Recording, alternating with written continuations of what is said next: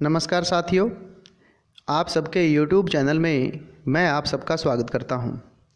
दोस्तों, इस वीडियो में हम आज तर्क संग्रह को पढ़ेंगे, जो कि न्याय वैशेषिक का एक अद्भुत ग्रंथ है। दोस्तों, अगर आप इस चैनल पर नए हैं तो चैनल को सब्सक्राइब ज़रूर करें, वीडियो को शेयर भी बाद में कर देना। और दोस्तों, इस वीडियो में जो बताया जाएगा, यूजीसी नेट की परीक्षा में जितने प्रश्न आते हैं तर्क संग्रह के, उनकी चर्चा भी साथ साथ में आपके साथ इस वीडियो में की जाएगी। दोस्तों, आपको पता है कि दर्शन हमारे 6 आस्तिक दर्शन हैं, जिनमें हमारे न्याय वैशेषिक, सांख्य योग, मीमांसा वेदांत, इस प्रकार के 6 दर्शन होते हैं। तो अलग अलग दर्शनों के बारे में हम चर्चा पहले कर चुके हैं। अगर आपने दर्शनों के बारे में जानकारी लेनी है तो वेदांत सार की जो पहली वीडियो है, जो मेरी चैनल पर आपको मिल जाएगी, वहाँ पर आपको इसका जो विवरण है वहाँ से मिल जाएगा। दोस्तों, इस किताब की हम स्टार्टिंग करते हैं और कोशिश करूँगा कि इस किताब को जितना ज़्यादा हो सके एक वीडियो में मैं कंप्लीट करने की कोशिश करूँ। पेपर में इसमें से क्वेश्चन पूछा जाता है, तो आइए किताब को शुरू करते हैं। देखिए, सबसे पहले आपको यह पता होगा कि तर्क संग्रह जो किताब है वह अन्नम भट्ट ने लिखी है। अन्नम भट्ट इसके रचनाकार हैं। दोस्तों, आपको पता है न्याय 16 पदार्थों को मानता है और वैशेषिक मानता है 7 पदार्थों को। तो न्याय और वैशेषिक दोनों ही 7 पदार्थों को मानते हैं। देखिए, इन्होंने पहली जो कारिका है कैसे दे रखी है। द्रव्य, गुण, कर्म, सामान्य, विशेष समवाय अभावः सप्त पदार्थः। द्रव्य, गुण, कर्म, सामान्य, विशेष समवाय और अभाव, ये 7 पदार्थ होते हैं। दोस्तों, न्याय वैशेषिक 7 पदार्थों को मानता है। उनके मत में 7 ही पदार्थ हैं, इससे ज़्यादा पदार्थ नहीं होते हैं। दोस्तों, अब जब ये आगे आगे चलता रहेगा तो आप देखना एक एक चीज़ एक एक के साथ बिल्कुल आपको अटैच मिलेगी। कोई भी चीज़ किसी के साथ बिल्कुल आपको अलग नहीं मिलेगी। तो देखिए, सबसे पहले आपको उन्होंने क्या बोला था कि जो अपने 7 पदार्थ थे। अब सबसे पहले आपको बता रहे हैं कि द्रव्य क्या है। देखिए, आपको वहाँ पर बताया था द्रव्य, गुण, कर्म, सामान्य, विशेष, समवाय, अभाव। तो अब सबसे पहले नंबर किसका आएगा? द्रव्य का आएगा। तो द्रव्य को ही देखिए। तत्र द्रव्याणि पृथ्वी, अप तेजो, वायु, आकाश, काल, दिग, आत्म, मनांसी, नव एव। कहते हैं कि तत्र द्रव्याणि, द्रव्य जो हैं वो पृथ्वी, अप होता है जल, तेज होती है अग्नि, वायु, आपको वायु का पता है, आकाश, काल, दिक होती है दिशा, आत्मा, मनांसी और मन, नव एव, ये 9 ही होते हैं। यानी आपके पास 9 द्रव्य होते हैं। और दोस्तों, पेपर में इनका सीक्वल पूछा जाता है कि 9 द्रव्य हैं कि 9वां द्रव्य कौन सा है, 8वां द्रव्य कौन सा है। इसलिए आपको ये ऐसे कैसे सीधे के सीधे ही याद करने पड़ेंगे। अब उसके बाद है द्रव्य आ गया। अब आपने पढ़ा था द्रव्य के बाद था गुण। अब देखिए, गुण की डेफिनेशन या गुण कौन से हैं बता रहे हैं। रूप, रस, गंध, स्पर्श, संख्या, परिमाण, पृथक्त्व, संयोग, विभाग, परत्व, अपरत्व, गुरुत्व, द्रवत्व, स्नेह, शब्द, बुद्धि, सुख, दुख, इच्छा, देश, प्रयत्न, धर्म, अधर्म, संस्कारास, चतुर्विंशति गुणः। देखिए, चतुर्विंशति गुणा, ये हमारे 24 गुण होते हैं। अब गुण के बाद आएंगे कर्म। देखिए, उत्क्षेपण, अवक्षेपण, आकुंचन, प्रसारण, गमनानि, पंचकर्माणि। उत्क्षेपण होता है ऊपर की ओर फेंकना, अवक्षेपण नीचे की ओर गिराना, आकुंचन समेटना, प्रसारण उसको फैला देना, और गमनानि गमन करना। ये 5 प्रकार के कर्म होते हैं।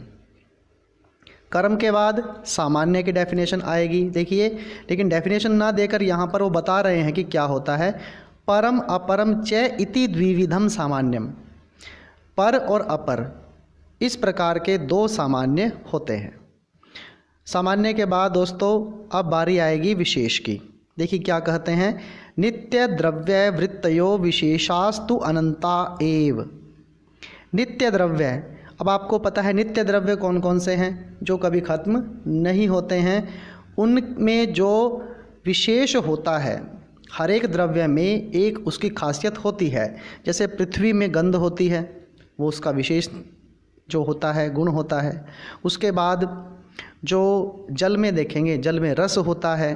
अग्नि जो होती है उसमें स्पर्श उसका तेज होता है। वायु स्पर्शवान होती है। आकाश शब्द गुण से युक्त होता है। तो ये विशेष जो होता है नित्य द्रव्यों में होता है। और अनंतः एव, विशेषास्तु अनंता एव, और जो विशेष होते हैं दोस्तों वो अनंत होते हैं। अब समवायस्तु एक एव, जो समवाय होता है वह तो एक ही होता है। अब हमारे 7 पदार्थ यहाँ पर हो गए, लेकिन उसके बाद यहाँ पर देखिए अब है लास्ट में शायद हमारा है अभाव, जो 7वां पदार्थ है। अभावस् चतुर्विधः, जो अभाव होता है वो हमारा 4 प्रकार का होता है। अभाव का मतलब होता है किसी वस्तु का न होना। देखिए पहला है प्राग भाव, प्रध्वंसा भाव, अत्यंता भाव, अन्यो अन्य भावश्चेति। प्राग भाव जो वस्तु के होने से पहले, कार्य के होने से पहले रहता है, उसको कहते हैं प्राग भाव। प्रध्वंसा भाव वह होता है जब वस्तु बन गई और बाद में वो खत्म हो जाए। अत्यंता भाव, अत्यंता भाव वो होता है कि जब कार्य सामने से दिखाई ना दे। जैसे अगर घड़ा सामने पड़ा हो तो वो तो है, फिर तो उसका भाव है। अगर घड़ा नहीं दिखेगा भाई तो उसका अभाव तो है ही। और अन्यो अन्य भावश्चेति का अर्थ है कि एक वस्तु को आप दूसरी वस्तु नहीं कह सकते। आप घड़े को कपड़ा नहीं कह सकते और कपड़े को घड़ा भी नहीं कह सकते। यही होता है अन्यो अन्य भाव। तो भाई इस प्रकार आपका ये हो गया। अब उसके बाद देखिए, अब आपके जो आपने 9 द्रव्य पढ़े थे, ये हमारे 7 पदार्थ यहाँ तक कंप्लीट हो गए कि उसमें से कितने कितने होते हैं। अब बारी आती है 9 द्रव्यों में पृथ्वी की। सबसे पहले पृथ्वी थी, देखिए तत्र गंधवती पृथ्वी। जो पृथ्वी होती है वह गंधवती होती है, उसमें गंध होती है, यह उसका विशेष गुण होता है। सा द्विविधा, और वह 2 प्रकार की होती है। कहते हैं नित्या अनित्याच। एक होती है नित्य पृथ्वी और एक होती है अनित्य पृथ्वी। देखिए नित्या परमाणु रूपा, नित्या जो होती है वो परमाणुओं के रूप में पाई जाती है। जैसे कि धरती के जो कण हैं वो सारे नित्य हैं, वो परमाणुओं के रूप में पाई जाती है। और अनित्या कार्य रूपा। और अनित्य क्या है? अनित्य पृथ्वी वह होती है जैसे जीव जंतु बनते हैं, शरीर होता है किसी का, मानव शरीर है, सभी जीवों का शरीर है। दोस्तों ये अनित्य होते हैं क्योंकि ये कार्य रूप होते हैं, ये परमाणुओं से अलग दिखते हैं। और जब शरीर नष्ट होता है तो ये मिट्टी में मिल जाते हैं। इसी वजह से ये कार्य रूप जो शरीर होता है इसको अनित्य कहा जाता है।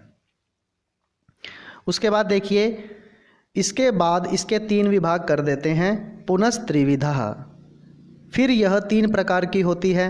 शरीर, इंद्रिय, विषय भेदात्। पहला इसका भेद है शरीर, दूसरा इसका भेद है इंद्रिय, और तीसरा इसका भेद है विषय। इसके 3 भेद बाद में कर दिए जाते हैं। अब शरीर बताएंगे। शरीर क्या होता है? शरीरम अस्मद आदिनाम। शरीर में जो पृथ्वी है वो जैसे हमारा शरीर है, ये हमारे शरीर को, शरीर का जो यहाँ पे भाग किया गया है उसको कहा गया है। उसके बाद इंद्रियम, इंद्रियम के बाद है यहाँ पर, हाँ जी, इंद्रियम गंधग्राहकम घ्राणम नासाग्रवर्ती। और इंद्रिय क्या है? गंधग्राहकम, गंध को ग्रहण करने वाली, घ्राणम जो नाक होती है, और नासा अग्रवर्ती और जो नाक के अगले सिरे में रहती है। ये हो गई इसकी इंद्रिय। और विषयो मृत पाषाण आदि, और जो इसके विषय होते हैं वो मृत यानी मिट्टी और पाषाण यानी पत्थर, ये इसके विषय होते हैं। अब पृथ्वी के बाद किसकी बारी थी? अप यानी जल की बारी थी। देखिए शीत स्पर्शवत्यः आपः, ऐसा जल जिसका स्पर्श बिल्कुल ठंडा हो उसको आप कहोगे। आप होता है जल। ताद्विविधा, वह 2 प्रकार का होता है। नित्या अनित्याश्च, नित्य और अनित्य। नित्या परमाणु रूपा, नित्या को परमाणु रूप कहेंगे, अनित्या को कार्य रूप कहेंगे। ठीक है, ये तो आपने धरती के, पृथ्वी की उसमें भी पढ़ा है। पुनः त्रिविधा, फिर इसके भी 3 भेद कर दिए जाते हैं। शरीर इंद्रिय विषय भेदात, इसका भी शरीर इंद्रिय और विषय भेद होता है, लेकिन इसका शरीर रहता कहाँ है? शरीरम वरुण लोके, शरीर इसका रहता है वरुण लोक में। इंद्रियम, और जो इसकी इंद्रिय है, रस ग्राहकम रसना जीवाग्रवर्ती, रस को ग्रहण करने वाली रसना जो जिह्वा होती है, और जिह्वा के अग्रवर्ती अगले हिस्से में यह रहता है, इसकी इंद्रिय। और विषय क्या है इसका? विषय सरित समुद्र आदि, और इसके विषय होते हैं, सरित होती है नदी, और समुद्र आदि, जो समुद्र आदि हैं इसके विषय होते हैं। उसके बाद देखिए दोस्तों, तेज की डेफिनेशन है उष्ण स्पर्शवत तेजः। उष्ण होता है गर्म, स्पर्श, जिसका स्पर्श गर्म हो उसको हम तेज कहते हैं। तच्च द्विविधम, वह भी 2 प्रकार का होता है। नित्यम अनित्यम च, नित्य और अनित्य।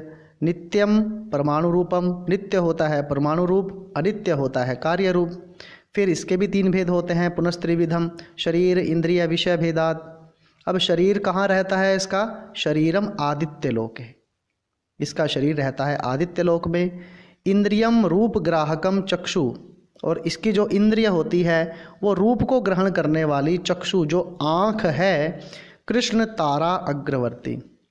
कृष्ण तारा यहाँ पे कहा गया है आँख की, जो हमारी अगली काले रंग की पुतली होती है, यानी काले अंग की जो हमारी आँख की जो पुतली है उसको कहा जाता है रूप ग्रहण करने वाली इंद्रिय। उसके बाद विषयस चतुर्विध हो, लेकिन इसका विषय जो होता है वो 4 प्रकार का होता है, जहाँ पर तेज को ग्रहण किया जाता है। देखिए वो क्या है? भौम, दिव्य, उदरिया, आकरज भेदात, यानी भौम, दिव्य, उदर्य और आकरज। अब देखिए भौमम वन्य आदि, भौम भूमि पर रहने वाली वन्य आदि को कहते हैं भौम। अबिंधनम दिव्यम विद्युत आदि, अबिंधनम जिसको आप बांध नहीं सकते, ऐसा दिव्य तेज जो विद्युत आदि में रहता है उसको दिव्य कहते हैं। उसके बाद है भुक्तस्य परिणाम हेतुर उदर्यम, भुक्तस्य जो खाते हैं, और परिणाम हेतु, परिणाम यानी उसको पचाने का जो हेतु होता है, उदर्यम वो होता है उदर्य। आपको पता है हमारे पेट में भी एक आग होती है जिसको कहते हैं वैश्वानर अग्नि। आकर्जम सुवर्ण आदि, और आकर्ज जो है इसका भेद वह सोने आदि में रहता है, क्योंकि जितने मेटल्स होते हैं, धातुएं होती हैं, उनको पिघलाकर जो उनको एक शेप दी जाती है वह उसका आकर्ज रूप होता है। तो पृथ्वी, अप, तेज 3 हमने कर दिए। उसके बाद बारी है वायु की। देखिए रूप रहित स्पर्शवान वायु, रूप रहित जिसका रूप नहीं होता है और स्पर्श ही जिसका माध्यम होता है उसको हम वायु कहते हैं। सद्विविधः, वह भी 2 प्रकार की होती है। नित्यो अनित्यश्च, नित्य और अनित्य। नित्य उसके बाद भी यही आएगा ध्यान से देखिएगा। नित्यः परमाणु रूपः, अनित्य कार्य रूपः, वही है। पुनस्त्रिविधा, यह भी वही है। शरीर इंद्रिय विषय भेदात, यह भी वही है पहले की तरह बिल्कुल, लेकिन शरीरम वायुलोके। अब वायु का शरीर कहाँ रहता है? वायुलोक में रहता है। इंद्रियम स्पर्श ग्राहकम त्वक सर्व शरीरवर्ती, और इसकी जो इंद्रिय होती है, स्पर्श को ग्रहण करने वाली जो त्वचा होती है, सर्व शरीरवर्ती, वह पूरे शरीर में रहती है, सबके शरीर में रहती है। और इसका विषय क्या है? विषयो वृक्ष आदि कंपन हेतुर्वायु, इसका जो विषय है वृक्ष आदि की कंपन का जो कारण होता है वो वायु की वजह से होता है। उसके बाद शरीरांत संचारी वायु प्राणश्च, और शरीर के अंदर जो संचार करती है उस वायु को कहते हैं प्राण वायु। ये एक बात आप ध्यान से देखिएगा, आपने वेदांत सार पढ़ा होगा, वहाँ पर आपको वायु के 5 भेद बताए गए होंगे, प्राण, अपान, व्यान, समान, उदान। लेकिन ये क्या कहते हैं? सच एको, वह एक ही है। उपाधि भेदात, उपाधि की वजह से प्राण अपान आदि संज्ञाम लभते, प्राण अपान आदि संज्ञा को यह प्राप्त करते हैं। यानी कहने का अर्थ क्या है कि जो वायु है वह एक ही है तर्क संग्रह के मत में। उसके बाद देखिए अब यहाँ पे आ गई आपकी आकाश की परिभाषा। शब्द गुणकम आकाशम, जो जिसका गुण शब्द हो उसको हम आकाश कहेंगे। और इसकी खासियत क्या है भाई? तत्च एकम, एक तो पहली बात कि वो एक ही है। विभु, विभु का अर्थ होता है व्यापक, जो हर जगह पर जिसका प्रसार हो। और नित्यम च, यह केवल नित्य होता है। देखिए आपके जो पहले 4 भूत आपने पढ़े, पृथ्वी, जल, तेज, वायु, वो हमारे नित्य भी थे और अनित्य भी थे, लेकिन यह केवल नित्य होता है, विभु होता है और एक ही होता है। उसके बाद दोस्तों आगे है काल। 9 द्रव्यों में आगे आता है काल। देखिए अतीत आदि व्यवहार हेतु कालः। अतीत होता है बीता हुआ समय, और आदि का अर्थ क्या लगाएंगे? यानी तीनों समय, जिसको हम बोलते हैं भूतकाल के बाद वर्तमान काल आता है, फिर भविष्य काल आता है। तो अतीत आदि का अर्थ तो यह है। व्यवहार हेतु, जो इस व्यवहार का कारण हो उसको हम क्या कहते हैं? काल कहते हैं। और काल क्या है? अब लोगों को लगता है वही चीज़ कि भूतकाल है, वर्तमान काल है, भविष्य काल है, लेकिन तर्क संग्रहकार कहते हैं सच एको, वह भी एक ही है। और विभुर नित्यश्च, यह भी विभु है, व्यापक है, और नित्यश्च, ये भी नित्य है। यानी कि जो गुण आकाश के थे वही सारे गुण हमारे यहाँ पर काल के हैं। उसके बाद देखिए आकाश काल के बाद आएगा दिक्। ठीक है, अब दिक् को देखते हैं। देखिए प्राच्य आदि व्यवहार हेतु दिक्। प्राच्य, प्राची आदि, प्राची आदि, प्राची शब्द का अर्थ होता है पूर्व दिशा, और आदि लगाया है, इसका मतलब क्या?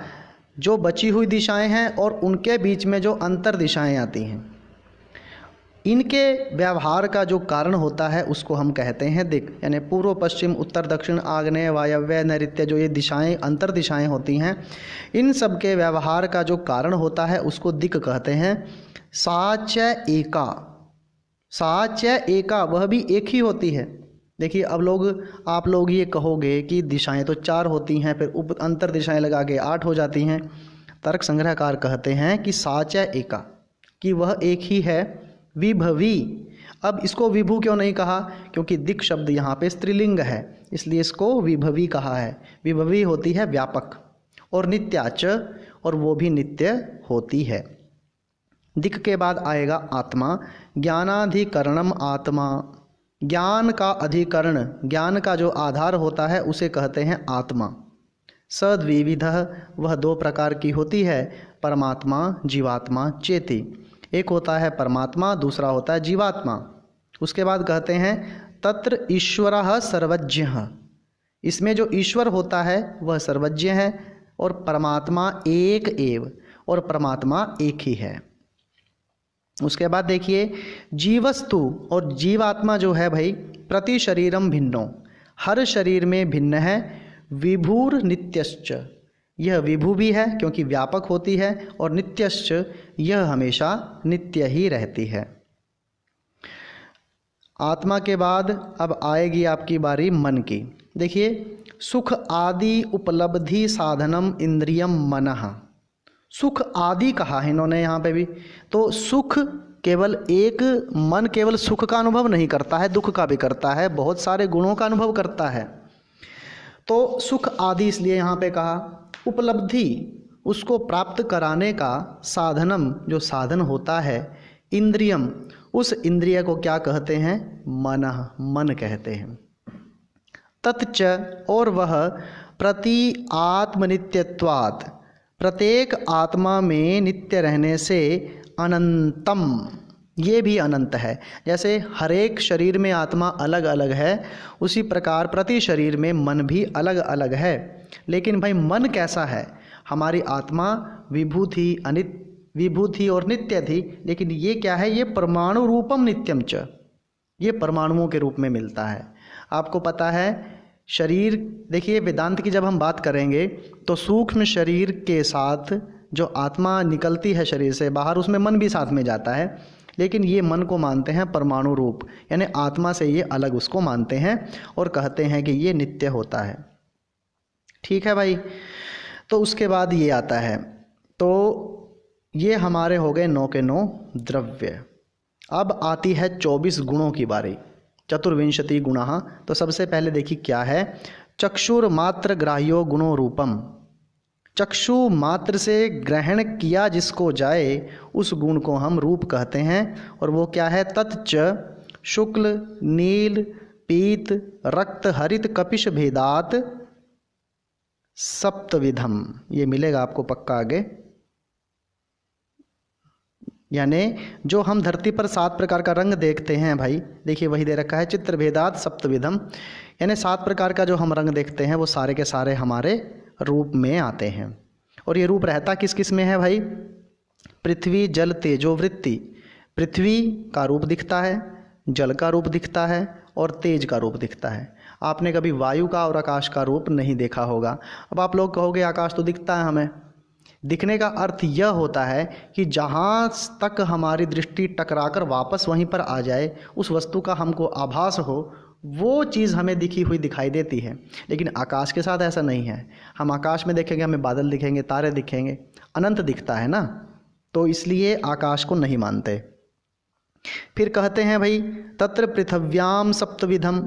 जो पृथ्वी होती है इसमें सप्तविधम 7 के 7 रूप रहते हैं। अभास्वर शुक्लम जले भास्वर शुक्लम तेजसी। अभास्वर, देखिए भास्वर का मतलब होता है जिसे आप आर पार जिसके ना देख सकें, चमकीला भी कह सकते हो। और शुक्लम होता है सफ़ेद, तेजसी तेज में।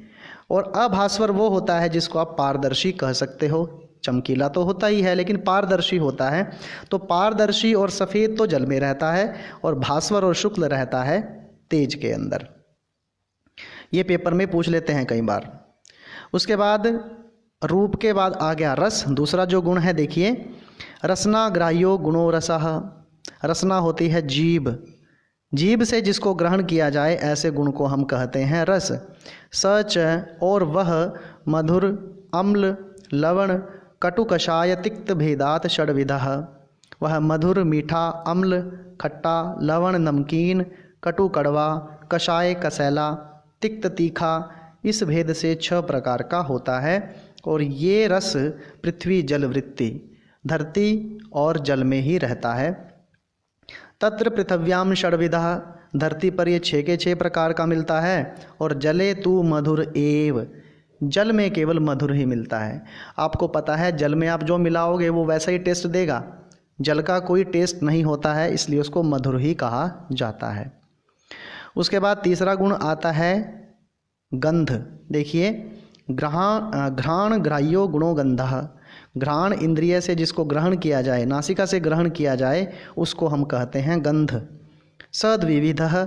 वह 2 प्रकार का होता है। सुगंध 2 प्रकार की होती है भाई, सुरभिश्च असुरभिश्च। सुरभि होती है सुगंध और असुरभि होती है दुर्गंध। पृथ्वी मात्र वृत्ति, और यह केवल पृथ्वी में ही रहती है। जल में कोई दुर्गंध नहीं होती है, वह पृथ्वी पर स्थित वस्तुओं की वजह से होती है। वायु में सुगंध दुर्गंध कुछ नहीं होती है, वह भी अपने साथ पृथ्वी की चीज़ों को साथ में लेकर चलती है। उसके बाद देखिए स्पर्श की डेफिनेशन है, त्वक इंद्रिय मात्र ग्राह्यो गुणः स्पर्शः। त्वक जो इंद्रिय है हमारी, उससे आप जिसका ग्रहण करोगे ऐसे गुण को कहते हैं स्पर्श। सत्रिविधा, और वह 3 प्रकार का होता है। शीतोष्ण अनुष्ण शीत भेदात। शीतोष्ण होता है ना ज़्यादा ठंडा ना ज़्यादा गर्म। अनुष्ण होता है जिसको आप कहोगे ना बिल्कुल बीच का, जिसको आप कह सकते हो। और शीत होता है बिल्कुल ठंडा। यानी इसका मीनिंग ये लगा लीजिए कि ठंडा गर्म और ना ठंडा ना गर्म, ऐसे लगा सकते हैं आप। अब कहते हैं पृथ्वी जल तेजो वायु वृत्ति। और ये जो स्पर्श होता है भाई, पृथ्वी में, जल में, तेज में और वायु में रहता है। आकाश में कोई स्पर्श नहीं है। लेकिन तत्र शीतम जले, शीत स्पर्श जल में रहता है। उष्णस तेजसी, और जो उष्ण रहता है वह तेज में रहता है, यानी आग हमेशा गर्म होती है। अनुष्ण अशीत, ना ज़्यादा गर्म ना ठंडा। पृथ्वी वायव, ये धरती और वायु में रहता है। रूपादि चतुष्टयम पृथिव्याम। रूप आदि चारों ये पृथ्वी पर पाए जाते हैं। और क्या कहते हैं भाई, पाकजम अनित्यम च। ये पाकज होते हैं और अनित्य होते हैं। अन्यत्र जो अन्य जगह हैं वहाँ पर ये अन्यत्र अपाकजम नित्यम अनित्यम च, अन्य जगह पर जो बच गए हमारे उनमें ये अपाकज होते हैं, नित्य भी होते हैं और अनित्य भी होते हैं। नित्यगतम नित्यम अनित्यगतम अनित्यम, जो नित्य से युक्त होंगे तब तो ये नित्य कहलाएंगे और जब ये अनित्य से युक्त होंगे तब ये अनित्य कहलाएंगे। उसके बाद आता है संख्या। एक आदि व्यवहार हेतु संख्या। अब आपको पता है जो संख्या होती है एक से शुरू होती है, इसलिए कहते हैं एक आदि का जो व्यवहार का कारण होता है उसको संख्या कहते हैं। नव द्रव्य वृत्ति, और ये 9 के 9 द्रव्यों में रहती है, यानी हर द्रव्य की आप काउंटिंग कर सकते हो। फिर ये कहते हैं एकत्व आदि परार्ध पर्यंता। एकत्व एक से लेकर आदि जितने भी आगे के हैं, परार्ध जिसका कुछ अंत नहीं है भाई, पर्यंता वहाँ तक रहते हैं। एकत्वम द्विविधम, एकत्व 2 प्रकार, द्विविधम नित्यम अनित्यम च। एकत्व एक होना, द्विविधम 2 प्रकार का होना, ये नित्यम अनित्यम च, ये नित्य होते हैं और अनित्य होते हैं। कहते हैं नित्यगतम नित्यम अनित्यगतम अनित्यम, ये तो आपको पहले पढ़ ही चुके हो। द्वित्व आदिकम तु सर्वत्र अनित्यमेव। अब यहाँ पर देखिए एकत्व और जो हमारा द्विवत्व आया था, एकत्व एक तो हमेशा नित्य रहेगा और 2 होगा वो अनित्य होगा, क्योंकि अगर आप 1 में 1 जोड़ोगे तभी वो 2 बनता है, फिर 2 में 1 जोड़ोगे तब वो 3 बनेगा, मतलब एक तो नित्य है। और द्वित्व आदिकम तु सर्वत्र अनित्यमेव, और द्वित्व आदि जो संख्याएं आगे बढ़ती चली जाएंगी वो हमारी अनित्य ही होती हैं। उसके बाद परिमाण की डेफिनेशन है मान व्यवहार असाधारण कारणम परिमाणम। मान व्यवहार जिसको आप व्यवहार के लिए मापने के व्यवहार में प्रयोग करते हो, ऐसे असाधारण कारण को हम परिमाण कहते हैं। और नव द्रव्य वृत्ति 9 के 9 द्रव्यों में यह भी रहता है। उसके बाद तच्चतुर्विधम, और वो परिमाण 4 प्रकार का होता है। अणु, महत, दीर्घ, ह्रस्वम चेति। अणु सबसे छोटा, महत बिल्कुल बड़ा, दीर्घम थोड़ा बड़ा और ह्रस्व छोटा सा। उसके बाद पृथक व्यवहार असाधारण कारणम पृथक्त्वम। पृथक अलग होना, व्यवहार करना सिखाए, ऐसे असाधारण कारण को हम पृथक्त्व कहते हैं। अलग होने का जो व्यवहार सिखाती हैं ऐसा गुण होता है पृथक्त्व। और सर्वद्रव्य वृत्ति, और हर द्रव्य में ये रहता है क्योंकि हर द्रव्य एक दूसरे से अलग होता है। संयुक्त व्यवहार हेतु संयोग, जब किसी चीज़ को इकट्ठा करना हो, संयुक्त करना हो, ऐसे व्यवहार का जो हेतु होता है उसको हम कहते हैं संयोग। और सर्वद्रव्य वृत्ति, यह भी सभी द्रव्यों में पाया जाता है क्योंकि संयोग तो किसी का भी हो सकता है। संयोग नाशको गुणों विभागः, और संयोग का नाशक जो गुण होता है उसको हम कहते हैं विभाग। देखिए पृथक्त्व और विभाग में अंतर है। पृथक का अर्थ ये है कि पृथ्वी अलग है, जल अलग है, दोनों द्रव्य अलग अलग है, ये तो पृथक्त्व हो गया। और विभाग का अर्थ हो गया कि अगर एक ही वस्तु के अलग अलग टुकड़े कर दिए हमने, या जब उनको जोड़ा हुआ था फिर उसको अलग करना, ये विभाग होता है। सर्वद्रव्य वृत्ति, और यह भी सभी द्रव्यों में पाया जाता है। उसके बाद है पर अपर व्यवहार असाधारण कारणे परत्व अपरत्वे। पर दूसरा, अपर अपना, व्यवहार ऐसा व्यवहार जो सिखाए, असाधारण कारण उसको हम कहते हैं परत्व अपरत्व। और ते द्विविधे, वे 2 प्रकार के होते हैं। दिक् कृते काल कृते चेति, एक होता है दिशाओं से युक्त, एक होता है काल से युक्त। दूरस्थे दिक् कृतम परत्वम, अगर कोई वस्तु हमसे दूर है भाई, इसका मतलब वो दूर से दिखती है तो वो दिक्कृत परत्व है, क्योंकि वो हमसे दूर है, वो पराई है। समीपस्थे दिक्कृतम अपरत्वम, और वो वस्तु जब हमारे समीप हो और पास की दिशा में हो तो उसको हम अपरत्व कहेंगे। ज्येष्ठे कालकृतम परत्वम, ज्येष्ठ उम्र में अगर कोई हमसे बड़ा है तो उसको कहेंगे कालकृतम परत्वम। और कनिष्ठे कालकृतम अपरत्वम, और जो छोटा है यह होगा हमारा कालकृत अपरत्व। उसके बाद आद्य पतन असमवायी कारणम गुरुत्वम। आद्य पतन होता है शुरू में किसी वस्तु का गिरना, उसका जो असमवायी कारण होता है उसको हम गुरुत्व कहते हैं। गुरुत्व यानी भारीपन, हर वस्तु में भारीपन होता है। और रहता कहाँ पर है भाई? ये पृथ्वी जल वृत्ति, धरती और जल में रहता है। उसके बाद द्रवत्व की डेफिनेशन है आद्य स्यंदन असमवायी कारणम द्रवत्वम। आद्य स्यंदन, स्यंदन होता है बहना, स्टार्टिंग में किसी वस्तु के बहने का जो असमवायी कारण होता है उसको हम द्रवत्व कहते हैं। और पृथ्वी जल तेजो वृत्ति, और बहता कौन कौन है? पृथ्वी बहती है, जल बहता है और तेज बहता है। अब कहोगे पृथ्वी कैसे बहती है भाई? पानी का स्पर्श उसके साथ हो गया तो लैंडस्लाइड तो होती है, आपने देखी ही है। जल तो बहता ही है और तेज वायु का स्पर्श पाकर आगे से आगे बहता चला जाता है। तत्द्विविधम, और वो दो प्रकार का होता है, सांसिद्धिकम नैमित्तिकम च इति। एक होता है सांसिद्धिक और दूसरा होता है नैमित्तिक। सांसिद्धिकम कहते हैं सांसिद्धिकम जले, सांसिद्धिकम होता है नेचुरल, ये होता है जल में। उसके बाद है भाई नैमित्तिकम पृथ्वी तेजसो, और जो नैमित्तिक होता है वो धरती और तेज में रहता है। पृथिव्याम, धरती में घृत आदौ अग्नि संयोगजम द्रवत्वम। पृथ्वी में घृत आदि में और अग्नि के संयोग से जो पैदा होता है वो द्रवत्व होता है। और तेजसी स्वर्ण आदौ, और तेज सुवर्ण आदि में होता है, क्योंकि सोने को पिघलाकर एक लिक्विड फॉर्म में बना दिया जाता है तो वहाँ पर सुवर्ण आदि में तेज की वजह से होता है। उसके बाद है भी चूर्ण आदि पिंडी भाव हेतुर गुण स्नेहा। स्नेह का मतलब होता है चिकनापन। चूर्ण होता है, कोई चूना कह दीजिए, आटा कह दीजिए, चूर्ण के रूप में पिंडी भाव हेतु, उसको एक पिंड का रूप देने का जो भाव होता है उसका जो हेतु होता है, ऐसे गुण को स्नेह कहते हैं। और जल मात्र वृत्ति, आपको पता है चूर्ण को एक पिंड का रूप जल ही देता है।